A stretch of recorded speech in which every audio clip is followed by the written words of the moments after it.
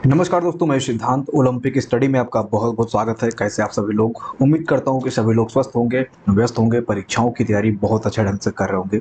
So friends, one पारिस्थितिकी का जो एमसीक्यू है ये आपको दे दिया गया है और आज इस वीडियो सेशन में हम भारत वन स्थित रिपोर्ट 2021 की चर्चा करेंगे। देखिए, यहाँ पर हमने वन लाइनर लिया हुआ है, ठीक है, क्योंकि हर चीज का एमसीक्यू इकट्ठा करना पॉसिबल नहीं है। और अगर आप एमसीक्यू के माध्यम से करते हैं तो आपको 10 से 15 क्वेश्चन देखने को मिलेगा, लेकिन अगर आप वन लाइनर के माध्यम से करते हैं तो जहां तक मुझे लगता है आप ज्यादा से ज्यादा क्वेश्चन को कवर कर पाएंगे। और यहाँ पर सारे इंपॉर्टेंट क्वेश्चन को मैंने रखा है जो कि आपके एग्जाम पॉइंट ऑफ व्यू से काफी इंपॉर्टेंट है, ठीक है। तो यहाँ पे कई सारे क्वेश्चंस डायरेक्टली इनडायरेक्टली आपके परीक्षा में पूछे जा सकते हैं। तो इन सभी क्वेश्चंस का, इन सभी फैक्ट्स का हम क्विक रिवीजन करते हैं, ठीक है। तो एक तरह से हम यहाँ पे क्विक रिवीजन सीरीज स्टार्ट कर रहे हैं जो कि आपके वन दरोगा की परीक्षा के लिए काफी इंपॉर्टेंट रहने वाला है। यहाँ से डायरेक्ट आपकी परीक्षा में प्रश्न देखने को मिल सकता है, ठीक है। बाकी आप सभी लोग कई जगह से डेटास को पढ़ते रहें। अगर किसी ने टेक्स्ट बुक ज्वाइन नहीं किया है तो टेक्स्ट बुक ज्वाइन करके, ठीक है, वहाँ के जो एमसीक्यू है, वहाँ के जो इंपॉर्टेंट क्वेश्चंस हैं, उनको भी आप सभी लोग देखते चलें। तो बिना किसी देरी के ये सेशन स्टार्ट करते हैं, ठीक है। देखिए, यहाँ पर पहला जो फैक्ट निकल के आ रहा है, पहला जो क्वेश्चन निकल के आ रहा है, आपकी परीक्षा में पूछा जा सकता है, वो है India state of forest report किसके द्वारा प्रकाशित किया जाता है, ठीक है। तो India state of forest report जो है ये पर्यावरण, वन और जलवायु परिवर्तन मंत्रालय के द्वारा प्रकाशित किया जाता है, ध्यान रखिएगा। इसके बाद में आपका नेक्स्ट पॉइंट है पर्यावरण, वन और जलवायु परिवर्तन के मंत्री कौन है? तो ये श्री भूपेंद्र यादव जी हैं, इनको भी आप ध्यान रखिएगा। पर्यावरण, वन और जलवायु परिवर्तन मंत्री श्री भूपेंद्र यादव हैं। इसके बाद में नेक्स्ट क्वेश्चन है पहली बार भारत में फॉरेस्ट रिपोर्ट कब प्रकाशित किया गया था? तो ये पहली बार जो है 1987 में पहली बार फॉरेस्ट रिपोर्ट प्रकाशित किया गया था। ध्यान रखिएगा, जो 1894 की वन नीति है उससे ये अलग है। फॉरेस्ट रिपोर्ट पहली बार 1987 में प्रकाशित किया गया था। मैंने शायद 1800 बोल दिया था, तो ये 1987 में पहली बार प्रकाशित किया गया था। और जो वन नीति है वो पहली बार 1894 में आई थी। इसमें आप अंतर समझते चलें। इसके बाद में अगला फैक्ट है फॉरेस्ट रिपोर्ट 2021 में पहली बार इसका सर्वेक्षण किया गया। तो 2021 में जो फॉरेस्ट रिपोर्ट आया है इसमें पहली बार किसका सर्वेक्षण किया गया है? तो दो चीजों का सर्वेक्षण किया गया है। मैंने यहाँ पे दो चीजें लगा रखी हैं यहाँ पर। पहली बार टाइगर रिजर्व या टाइगर कॉरिडोर के जो वन आवरण है उनकी गणना की गई। इसके बाद में जो नया अध्याय जोड़ा गया है फॉरेस्ट रिपोर्ट 2021 में, ये है जमीन से ऊपर बायोमास का। जमीन से ऊपर बायोमास के कैलकुलेशन का जो अध्याय है ये पहली बार 2021 के फॉरेस्ट रिपोर्ट में प्रकाशित किया गया है। और पहली बार फॉरेस्ट रिपोर्ट 2021 में टाइगर रिजर्व और टाइगर कॉरिडोर के जो वन आवरण है इसकी गणना की गई है, इसकी कैलकुलेशन की गई है, ठीक है। इसके बाद में देखिए, मैंने आपको बताया था कि ये दोनों अलग हैं। देखिए यहाँ पर मैंने लिख रखा है भारत में पहली बार वन नीति कब बनाई गई थी? तो ब्रिटिश काल में 1894 में पहली बार भारत में वन नीति बनाई गई थी। इन सारे क्वेश्चंस को आप याद करते चलें, दो तीन बार पढ़ेंगे तो आपको याद हो जाएगा, क्योंकि आपने ऑलरेडी पढ़ रखा है। तो यहाँ पर आपको बस रिवीजन करना है। तो दो तीन बार जैसे ही आप पढ़ेंगे इस पीडीएफ को आपको याद हो जाएगा, ठीक है। इसके बाद में देखिए, जो वन स्थित रिपोर्ट 2021 आया है ये कौन सा प्रकाशन है? ये काफी इंपॉर्टेंट क्वेश्चन है, ये बन सकता है। तो 17वां वन रिपोर्ट प्रकाशित किया गया है। कौन सा वन रिपोर्ट? कैथा one report. तो 17वां वन रिपोर्ट प्रकाशित किया गया है, ध्यान रखिएगा। इसके बाद में डायरेक्ट इनडायरेक्ट करके क्वेश्चन पूछ सकता है कि वनावरण किसे कहते हैं, ठीक है। तो मैंने यहां पर लिख रखा है कि 1 हेक्टेयर से अधिक की सभी भूमि जहां पर 10% से अधिक का पेड़ घनत्व हो उसको हम वनावरण कह सकते हैं। तो ये आप डेफिनेशन याद रखिएगा। एक लाइन में मैंने यहाँ पर लिख रखा है कि वनावरण किसे कहते हैं। तो 1 हेक्टेयर से अधिक की भूमि जहां पर 10% से अधिक का पेड़ घनत्व हो उसको हम वनावरण कह सकते हैं। वृक्ष आवरण में क्षेत्र कितना होता है? तो ये 1 हेक्टेयर से कम होता है, ये ध्यान रखिएगा। वृक्ष आवरण और वन आवरण में ये आप क्षेत्र याद रखना कि वनावरण में 1 हेक्टेयर से अधिक होता है और वृक्ष आवरण में 1 हेक्टेयर से कम होता है। इसके बाद में सर्वाधिक वृक्ष आवरण वाला राज्य कौन सा है? तो आप याद रखना महाराष्ट्र है। ध्यान रखिएगा कि वृक्ष आवरण है ये। तो सर्वाधिक वृक्ष आवरण वाला राज्य कौन सा है? तो ये महाराष्ट्र है, ठीक है। इसके बाद में अगर हम बात करते हैं तो वनावरण में सर्वाधिक वृद्धि और सर्वाधिक कमी वाले राज्य कौन से हैं? वनावरण में सर्वाधिक वृद्धि जो है ये आंध्र प्रदेश और सर्वाधिक कमी जो है ये अरुणाचल प्रदेश में हुई है, ठीक है। वृद्धि और कमी आंध्र प्रदेश और अरुणाचल प्रदेश में हुई है, ये ध्यान रखिएगा, वनावरण से संबंधित है। इसके बाद में अगर हम बात करते हैं क्षेत्रफल के आधार पर, किसके आधार पर? क्षेत्रफल के आधार पर सर्वाधिक वन क्षेत्र किस राज्य में पाया जाता है? तो मध्य प्रदेश में पाया जाता है। और प्रतिशतता के अगर आधार पर हम बात करते हैं तो ये मिजोरम में पाया जाता है। ध्यान रखिएगा, क्षेत्रफल के आधार पर अगर पूछता है तो मध्य प्रदेश आप मार्क करेंगे, और अगर प्रतिशतता के आधार पर पूछता है तो आप मिजोरम मार्क करेंगे। ठीक है, आपका आंसर मिजोरम होगा।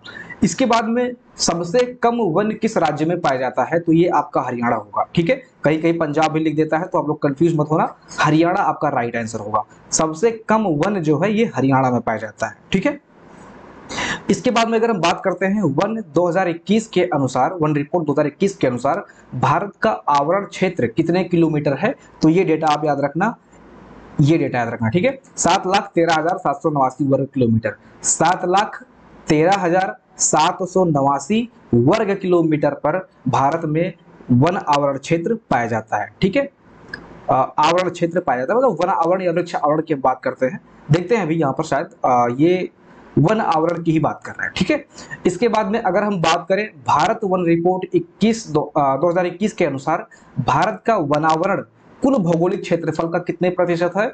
तो ये 71.71% है। ठीक है, तो भारत वन रिपोर्ट 21 के अनुसार भारत का कुल वनावरण कुल भौगोलिक क्षेत्रफल का 21.71% है। ठीक है, ये आप याद रखेंगे। नेक्स्ट क्वेश्चन है भारत वन स्थिति रिपोर्ट 2019 की तुलना में 2021 में वनावरण में कितने किलोमीटर की वृद्धि हुई है? तो ये 1540 वर्ग किलोमीटर की वृद्धि हुई है, जो कि 2.91% है। 2019 की तुलना में अगर हम 2021 में आएंगे तो इतने परसेंट की वृद्धि हुई है, 2.91% की वृद्धि हुई है वनावरण भी, आप याद रखेंगे। इसके बाद में है 2019 की रिपोर्ट की तुलना में वृक्ष आवरण में कितने वर्ग किलोमीटर की वृद्धि हुई है? तो 721 वर्ग किलोमीटर की वृद्धि हुई है, जो कि 0.76% है। ठीक है, तो वनावरण में देखेंगे आप 1540 वर्ग किलोमीटर की वृद्धि हुई है, और वृक्ष आवरण में आप देखेंगे 721 वर्ग किलोमीटर की वृद्धि हुई है। ठीक है, इसके बाद में नेक्स्ट क्वेश्चन है पूरे भारत देश में वन एवं वृक्ष आवरण कितने भौगोलिक क्षेत्रफल पर है? तो वन और वृक्ष को अगर हम मिला देते हैं तो ये 24.62% पर है। ठीक है, पूरे भारत में 24.62% पर जो है वन और वृक्ष आवरण दोनों मिलाकर है। अब हम बात करते हैं मैंग्रोव की, तो देश में कुल मैंग्रोव वन कितने वर्ग किलोमीटर पर है? तो 4992 वर्ग किलोमीटर पर है। कितने पे है? 4992 वर्ग किलोमीटर पर मैंग्रोव वन फैले हुए हैं। सबसे ज्यादा मैंग्रोव वन कहाँ पाया जाता है? तो आपका पश्चिम बंगाल में पाया जाता है। अच्छा, मैंग्रोव आवरण में वृद्धि करने वाला पहले नंबर पर कौन सा राज्य है? तो ये आपका उड़ीसा है। ठीक है, तो ये 2-3 डेटा है, आप याद रखना, मैंग्रोव से रिलेटेड काफी इंपॉर्टेंट है। पहला 4992 वर्ग किलोमीटर पर पूरे भारत में मैंग्रोव वन है। दूसरा, सबसे ज्यादा मैंग्रोव वन पश्चिम बंगाल में पाया जाता है। तीसरा, जो मैंग्रोव वन में शीर्ष वृद्धि वाला राज्य है ये उड़ीसा है। ठीक है, अब हम यहाँ पे देखते हैं भारत वन स्थिति रिपोर्ट 2021 के अनुसार वन क्षेत्र में अग्नि प्रवण का खतरा कितना है? तो ये 46% है। यहाँ पे अग्नि भ्रमण नहीं होगा, प्रवण होगा। ठीक है, अग्नि प्रवण का खतरा जो है ये 46% वन पर है। इसके बाद में अगर हम बात करें, ये काफी मोस्ट इंपॉर्टेंट क्वेश्चन है, ये भी आप ध्यान रखिएगा, जलवायु परिवर्तन एवं बढ़ते तापमान के कारण सर्वाधिक प्रभावित होने वाला राज्य कौन सा है? तो ये आपका लद्दाख है। ओके, देखिए जो लोग पेड कोर्सेज से जुड़े होंगे उन्होंने सारी चीजें देख रखी होंगी, पेड कोर्सेज में सब कुछ दिया गया है, तो ये एक तरह से रिवीजन है। तो अगर आप लोग भी जुड़ना चाहते हो तो आप लोग जुड़ सकते हो। आपको जो डिटेल है ये आपको डिस्क्रिप्शन बॉक्स में कमेंट सेक्शन में दे दिया जाएगा।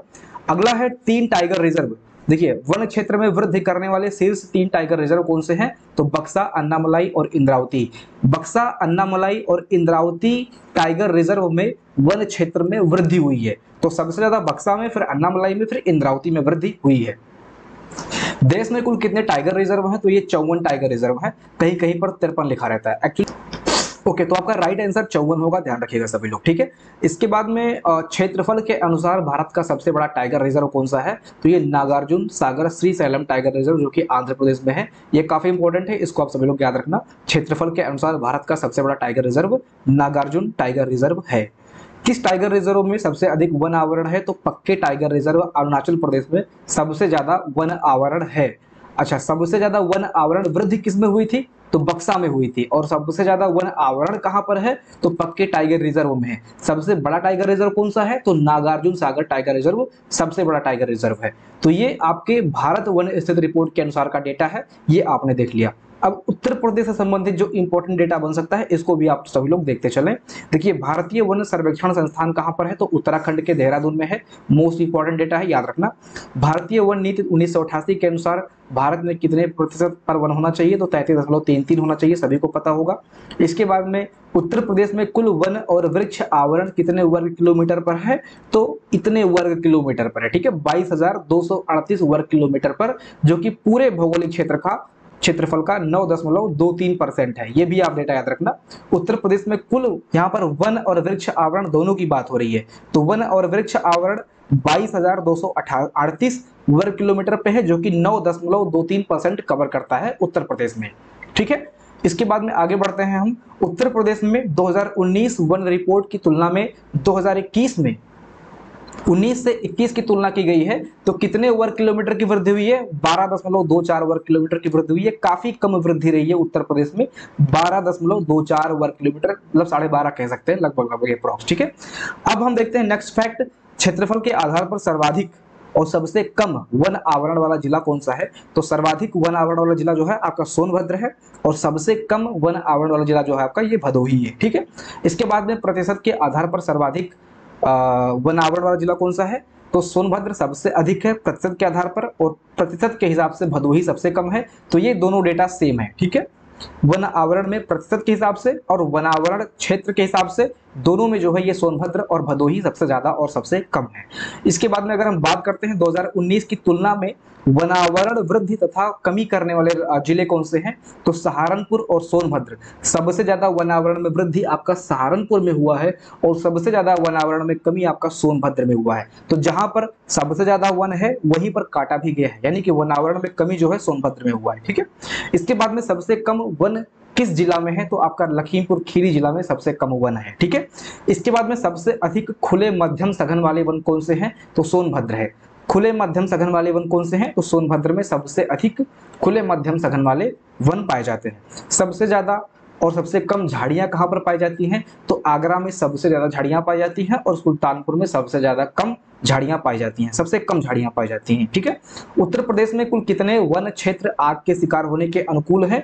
तो 32.2% वन क्षेत्र ऐसे हैं जो आग के शिकार होने के अनुकूल हैं। इंपॉर्टेंट डेटा है। जहां पर हम पूरे भारत में बात करें 46%, वहां पर अगर हम उत्तर प्रदेश की बात करें तो 32.2% वन क्षेत्र ऐसे हैं जो आग के शिकार होने के अनुकूल हैं। उत्तर प्रदेश में सबसे ज्यादा किस प्रकार के वन पाए जाते हैं? तो उत्तरी शुष्क मिश्रित पर्णपाती वन पाए जाते हैं। तो उत्तरी, यहाँ पर उत्तर लगा हुआ है, उत्तर प्रदेश है इसलिए उत्तरी कर दिया है, बाकी शुष्क मिश्रित पर्णपाती वन उत्तर प्रदेश में सबसे ज्यादा पाए जाते हैं। तो ये फॉरेस्ट रिपोर्ट का सबसे महत्वपूर्ण डेटा है जो मैंने आप लोगों के सामने रखा है, ठीक है। अगर आपको ये डेटा पसंद आया हो, अगर आपको वीडियो सेशन पसंद आया हो, चैनल पर नए हो तो आप सभी लोग चैनल से जुड़ जाना। नेक्स्ट वीडियो के लिए आप लोग रेडी रहें। नेक्स्ट वीडियो आपका जो टाइगर रिजर्व है, जो उद्यान है, पक्षी विहार है, इन पर आने वाला है। मिलते हैं अगले सेशन में। अपना ध्यान रखिएगा। जय हिंद।